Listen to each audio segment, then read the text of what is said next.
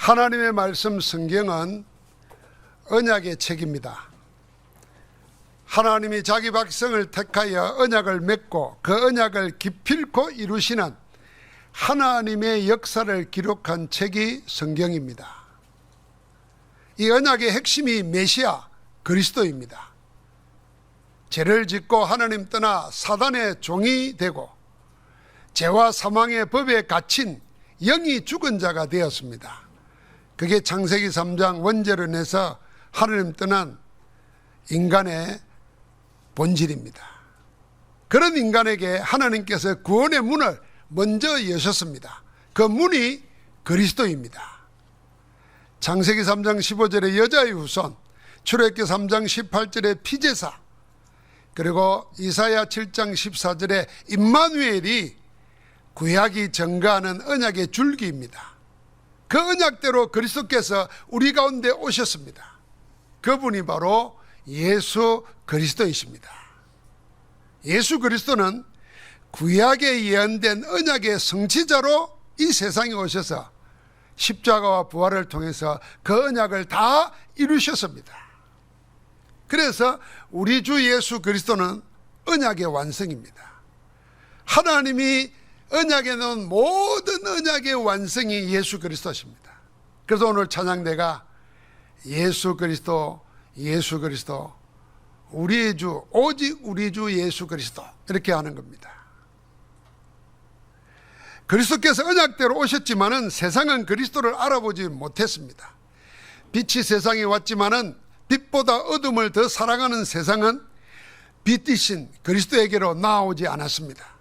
그게 요한복음 1장 9절부터 11절입니다. 주님께서 때가 되어 제자들에게 물었습니다. 사람들이 나를 누구로 아느냐? 세상 사람들은 그리스도를 어떻게 생각하고 있느냐 하고 물은 겁니다. 세상이 아는 그리스도는 하나님의 보내신 자 그리스도가 아니었습니다. 세상은 그리스도를 다르게 알고 있었습니다. 틀리게 알고 있었습니다.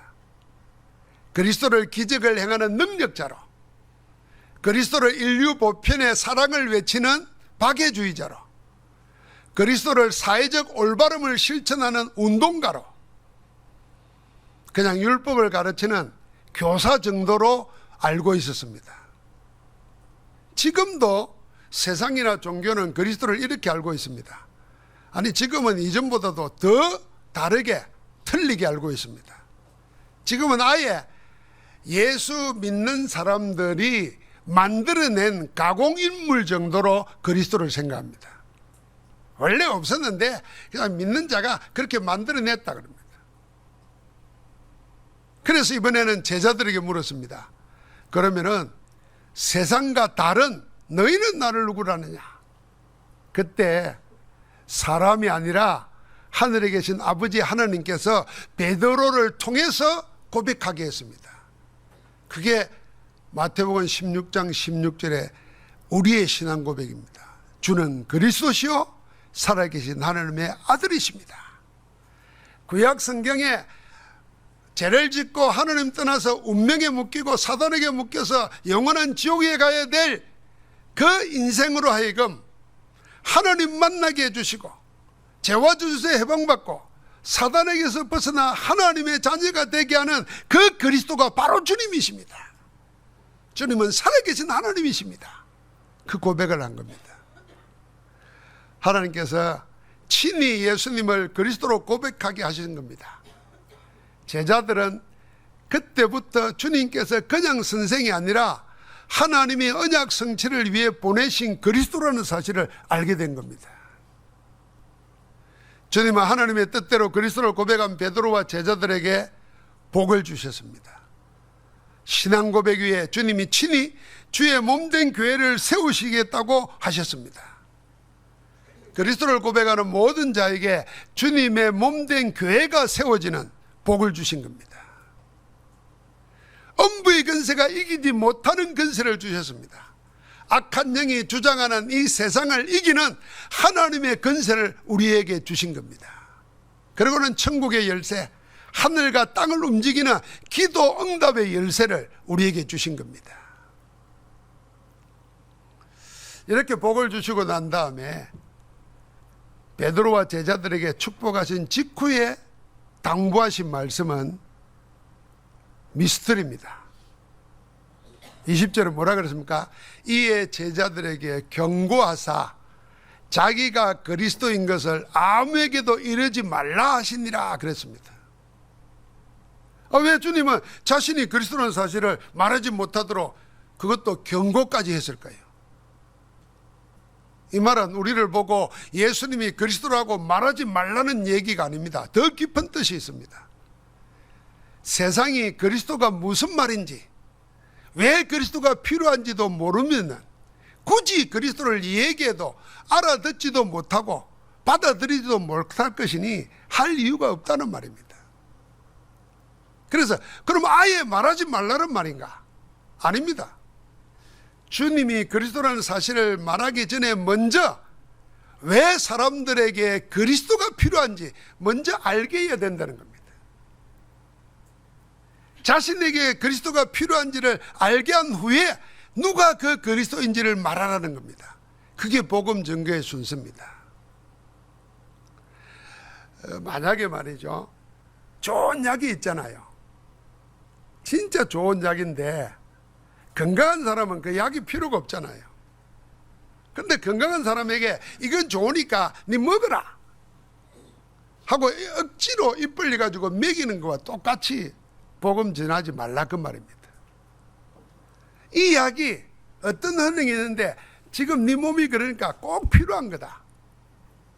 그래서 그 약의 필요성을 알고 먹게 만들어야 된다. 찾아 먹게 만들어야 되는 거예요. 복음은 그렇게 기중한 겁니다.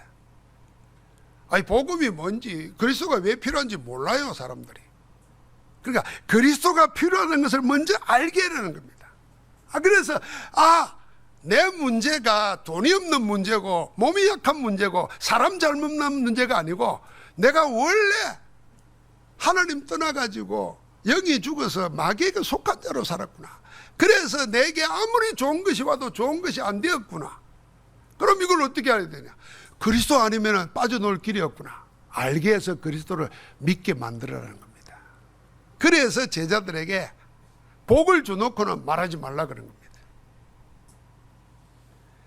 여러분, 우리 인생에게 왜 그리스도가 필요합니까? 그리스도가 아니면은 인간이 타고난 운명, 벗어날 수 없는 운명, 죄와 사망의 법에서 빠져나올 수가 없습니다. 그래서 사람들은 운명대로 살다가 운명대로 망하는 겁니다. 현대 철학의 아버지라고 하는 애가 신은 죽었다고 말한 니체입니다. 니체의 인생관은 영원핵입니다. 아무리 발버둥 쳐도 벗어날 수 없다는 겁니다. 그 영겁의 세계에서. 그게 운명이라면은 그 운명을 받아들여라. 그게 그의 철학입니다. 그 말이 아모르 파티입니다. 아모르, 라틴어로 사랑한다는 말이에요. 파티, 운명이에요. 운명을 사랑해라는 겁니다. 김연자가 부르는 아모르 파티 그런 거 아니에요. 운명을 바꿀 수 없는 거니까 그냥 운명대로 살아라 이겁니다. 이게 철학의 마지막이에요. 종교의 마지막이에요. 귀신 섬기는 자들의 마지막이에요. 아니에요. 복음은 뭡니까? 운명을 그리스도께서 깨트려 버린 거예요. 여러분이 어떤 운명을 타고났든지 상관없습니다. 그리스도께서 그리스도 안에서 새로운 피조물로 만드시는 줄 믿습니다. 그리스도가 아니면 못 빠져나와요. 죄와 사망의 운명에서. 그리스도가 아니면 죄로 인한 저주 재앙에서 못 벗어납니다. 그리스도가 아니면 악한 영 사단의 노예로 살다가 영원한 지옥의 형벌을 면할 길이 없습니다. 세상 살아가면서는 온갖 감당 못할 정신병, 심리적인 병, 영적 상태로 벗어날 길이 없습니다.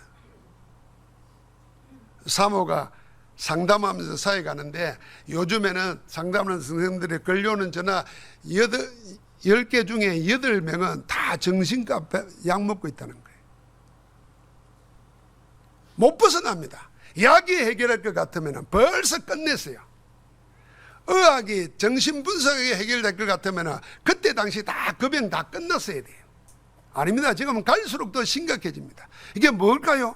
하나님 떠나서 죄와 저주 사단에게 묶여있는 원죄 때문에 그런 겁니다. 그래서 내가 그리스도가 필요하구나. 이 세상에 그리스도 필요 없는 사람은 한 사람도 없습니다. 세상에 왜 내게 그리스도가 필요한지를 깨닫지 못하는 한 그리스도를 알 길이 없어요. 자신에게 그리스도가 필요한 이유를 발견해야 왜 하나님이 그리스도를 보내겠다고 언약하셨고 그리스도를 보내셨는지를 알게 되는 겁니다. 그래야 그리스도를 알 수 있어요. 그래서 오늘 21절에는 이때로부터 그랬어요. 비로소 말씀하시기 시작했어요. 이제야 진정한 복음의 이유를 알게 하시는 겁니다. 주님은 제자들에게 그리스도에 대한 신앙 고백을 받은 그때부터 비로소 나타내기 시작한 게 있습니다. 그 이전까지는 말할 수가 없었다는 거 아닙니까? 말해도 알아듣지 못하고 받아들이지도 못하기 때문입니다. 그게 뭡니까? 다른 데서는 말하지 말라고 그러면서 제자들에게만 이렇게 말했습니다. 이때로부터 예수 그리스도께서 자기가 예루살렘에 올라가 장로들과 대제사장과 서기관들에게 많은 고난을 받고 죽임을 당하고 3일 만에 살아나야 할 것을 제자들에게 비로소 나타내셨다 그랬습니다. 쉽게 말하면 그리스도라는 말을 알아듣는 사람에게 왜 내가 고난당하고 죽임당하고 살아나야 하는지를 말한 겁니다. 그리스도를 뭔 말인지 모르고 그리스도의 필요성을 모르면 예수님이 왜 고난당해야 되고 왜 십자가에 죽어야 되고 왜 다시 살아나야 될까 이유를 모르는 겁니다. 그러니까 벌써 베드로가 그렇게 말하니까 예수님을 붙잡고 항변하면서 말했다 그랬잖아요.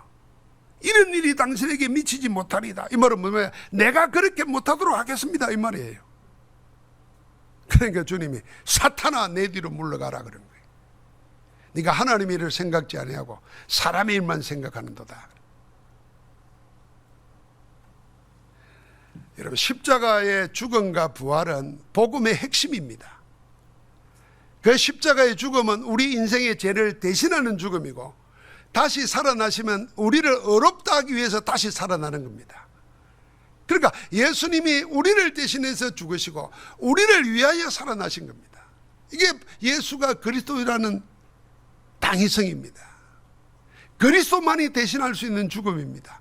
그리스도만이 대신할 수 있는 부활입니다. 그리스도만이 우리를 대신하고 우리를 의롭다 할 수 있습니다. 그리스도 외에 어느 누구도 여러분과 나의 죄를 사할 수가 없습니다. 죄의 값인 사망을 이기게 할 수가 없습니다. 그 죄의 사망의 몸으로서 세상을 사니까 일어나는 모든 영적 문제에 벗어날 길이 없습니다.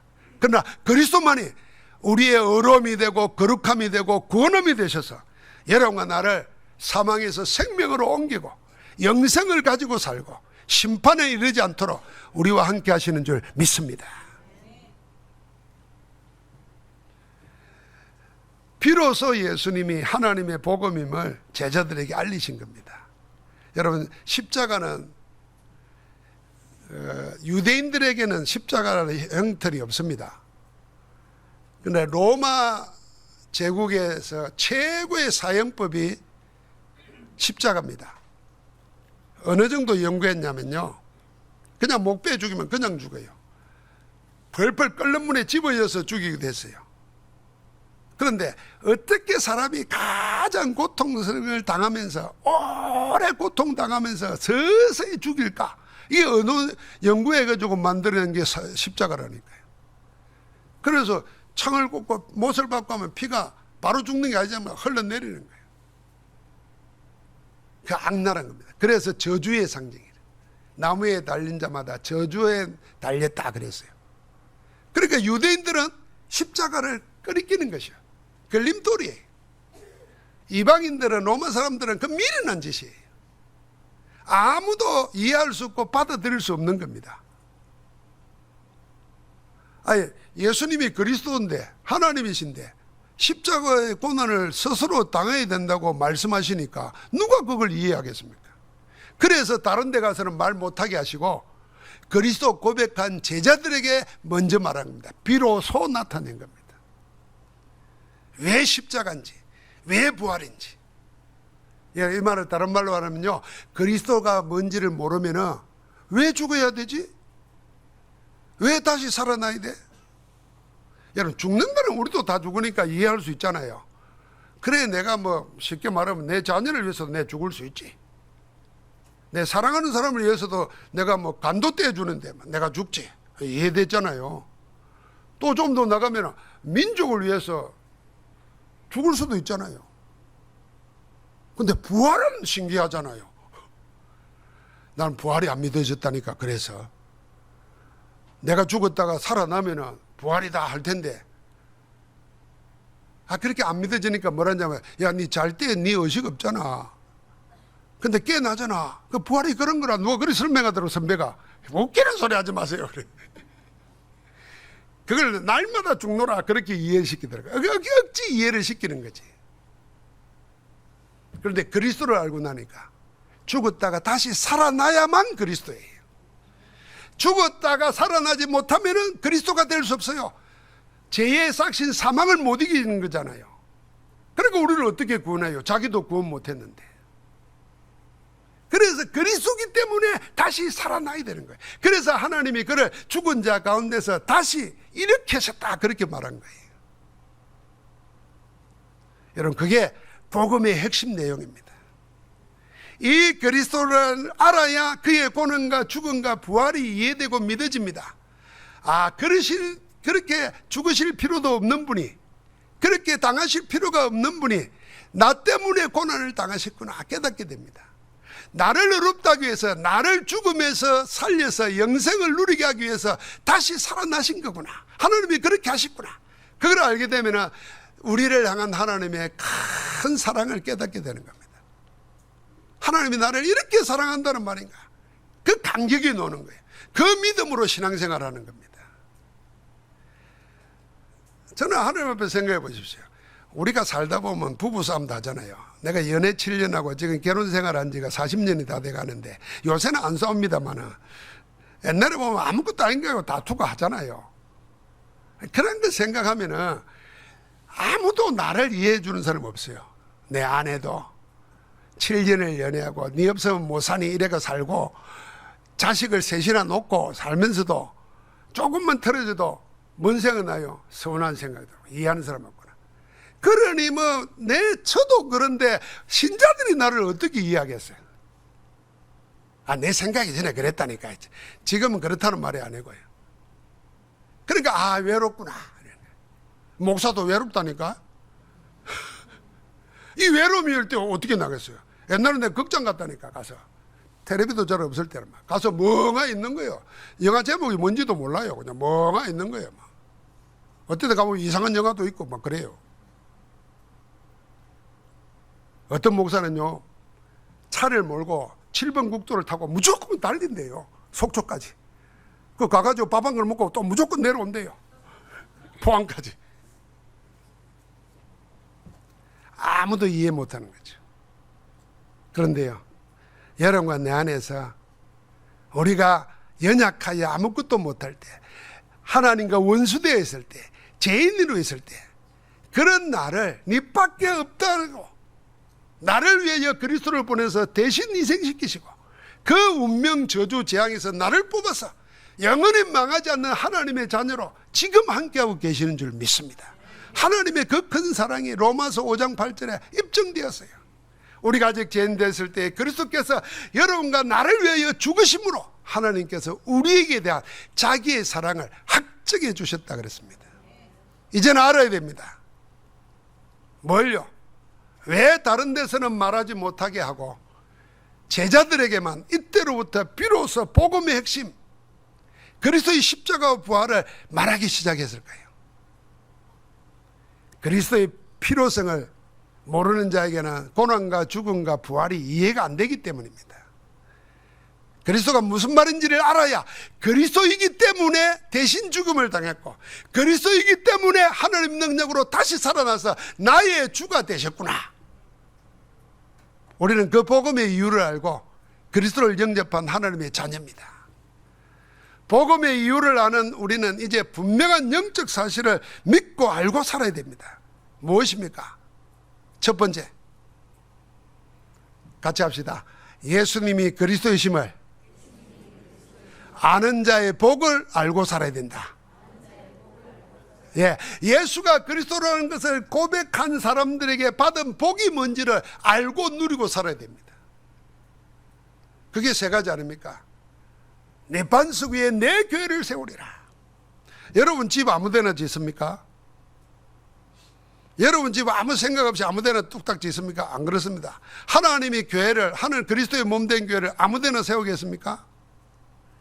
그런데 예수가 그리스도라는 고백하는 내 위에다가 내 신앙 고백, 내 영혼, 내 모든 것 위에다가 주님이 집을 짓겠다는 겁니다.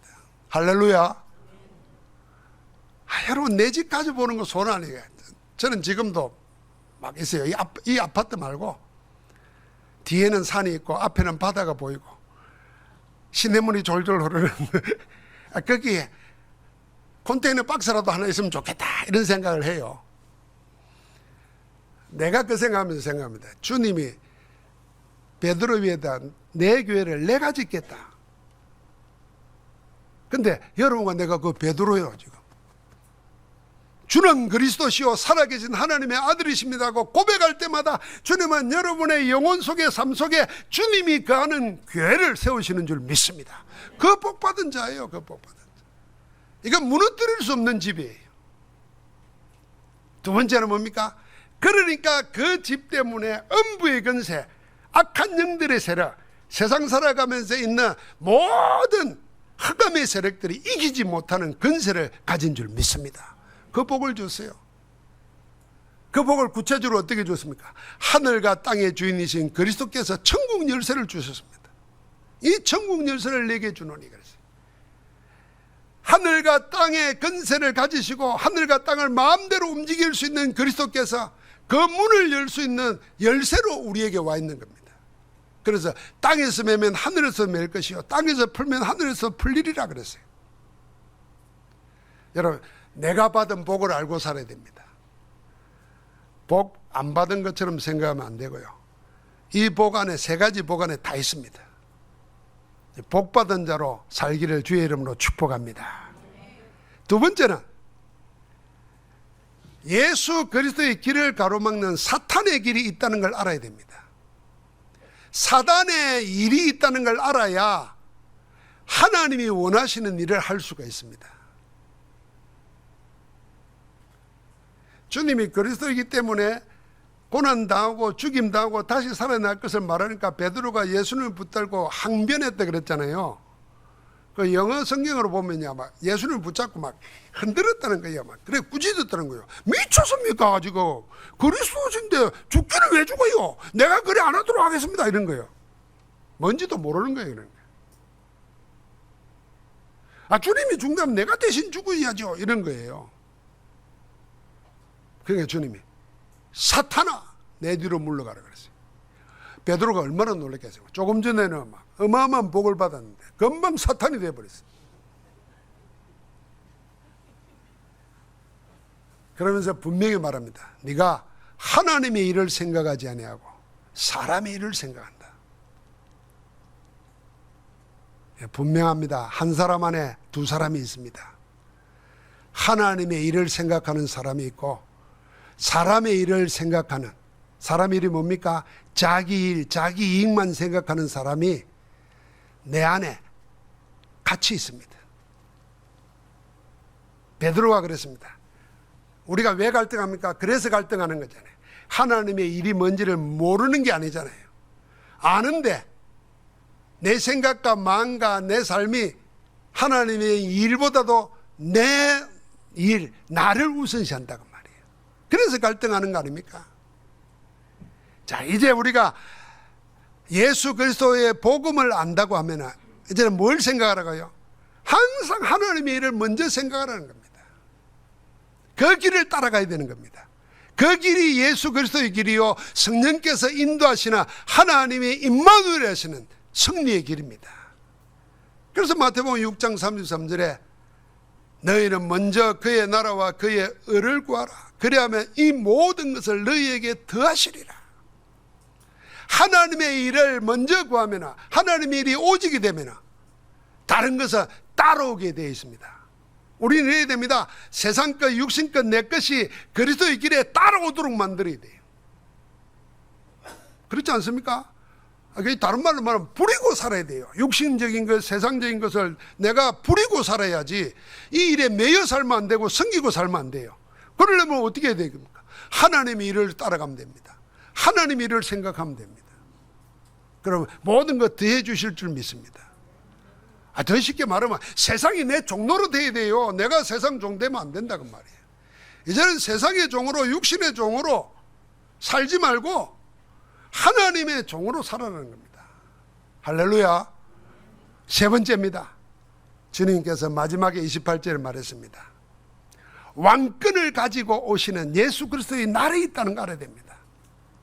왕권이 뭡니까? 하나님의 절대 권한입니다. 이걸 가지고 심판주로 오십니다. 재림주로 오셔서 심판하실 권한을 가지신 분이 오시는 그 영광의 날이 있다는 걸 알아야 됩니다. 자, 왕권을 가지신 그리스도께서 나의 왕이 되셔서 내 육신과 내 영혼과 내 삶을 다스리시는 그 일이, 그 날이 있다는 겁니다.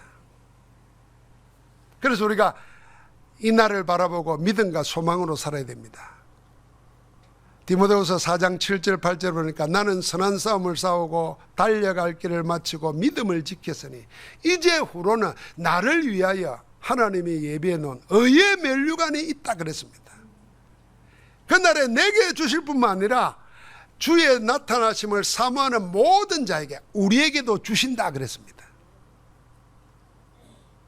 말씀을 맺겠습니다. 지금까지 말할 수 없었던 하나님의 보좌의 축복을 그리스도 고백할 때 그때 주셨습니다. 이제 우리는 그걸로 살아야 됩니다. 그리스도께서 다 이루신 그 축복을 누리면서 이 축복을 다음 세대에 237의 5천 종족에게 전달하면서 살아야 됩니다. 그리고 이제는 말해야 됩니다. 뭘요?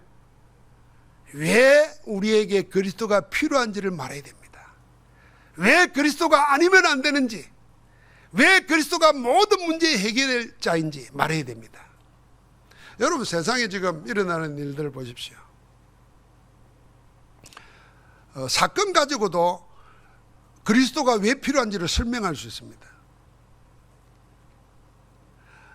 여러분, 이게 지금 오염수, 핵 오염수 문제가 되지 않습니까? 일본은 이상 없다 그랬고 국제 원자력 기구도 이상 없다 그랬어요. 우리나라도 이상 없다 그럽니다. 그럼 이상 없는 그걸 왜 바다에 버립니까? 상식 아니에요. 왜 바다에 버려요? 자기들이 가지고 쓰든지 아니면 보관해 놓든지. 또 과학으로는 그런 게 있대요. 그걸 고체화시키 가지고 우주로 쌓아 올려 가지고 퍼뜨리면 된대요. 어차피 우주에도 원자 핵이 있으니까, 방사능이 있으니까. 근데 그건 돈이 많이 드는 거라. 제일 싼 게 뭐냐면 그냥 흘러보내는 거야. 뭐 30년 뒤에 죽든지 말든지 뭐. 이게 다 뭐예요? 여러분, 그게 창세기 3장 설명할 수 있는 거예요. 인간의 이익, 개인의 이익, 기업의 이익, 국가의 이익, 남은 다 반대예요. 자, 정신병자들이 막 칼부림하고 있습니다. 그 배경을 찾아보세요. 지난주에 그 사람 나왔잖아요. 요리사인데 일식 요리하는 칼 10개를 들고 막 이렇게 휘둘렸다잖아요. 대치했다잖아요. 그 사람 왜 그런지 아십니까? 자기 어머니가 자기한테는 돈 안 주는데 무당한테 300만 원 준다는 거예요. 영적인 게 되어 있는 거예요. 배경에 영적인 게 있는 겁니다. 그러니까 전부 다 뭐야? 그래서 그리스도가 필요하다는 겁니다. 자, 이걸 여러분과 내 개인에게 생각해봐요. 나는 왜 이렇게 자꾸 업다운이 심할까 말이에요. 우리 업다운 다 심하잖아요. 누가 칭찬하면 금방 좋다가도 누가 뭐 이렇게 쳐다도 안 보면 괜히 울적해지고 그러잖아요. 근데 그건 보통인데 이 내 생활을 못할 정도로 업다운 심한 거예요. 그래서 내 감정이 아니고 내 가진 게 아니고 하나님이 주신 그리스도가 내게 필요하구나. 이게 깨달아져야 되는 거예요. 그때 비로소 그리스도께서 대신 죽고 부활하셔서 다 끝내놨다는 것이 발견되는 겁니다. 그러면 그 그리스도 안에서 우리는 뭐합니까? 모든 은혜의 하나님이 그리스도 안에서 여러분과 나를 어떻게 해요? 온전하게 하시고 굳건하게 하시고 강하게 하시고 우리를 견고하게 하신다고 약속하셨잖아요. 그 일을 지금 행하고 계십니다. 모든 것을 다 이루신 그리스도 안에서 응답 누리기를 주의 이름으로 축복합니다. 하나님 감사합니다. 모든 것의 모든 것 되시는 그리스도께서 우리의 모든 문제를 단번에 영원히 해결하기 위해서 대신 고난을 당하 죽으시고 다시 살아나셔서 우리의 의로움이 되시고 우리가 하나님 자녀로 살 수 있도록 역사하시오니 감사합니다. 이제 예수 그리스도로 살고 예수 그리스도 안에서 하나님의 나라를 누리며 살며 237 5천 종족 다음 세대를 살리는 정인으로 나아가게 하옵소서. 예수 그리스도 이름으로 기도하옵나이다. 아멘.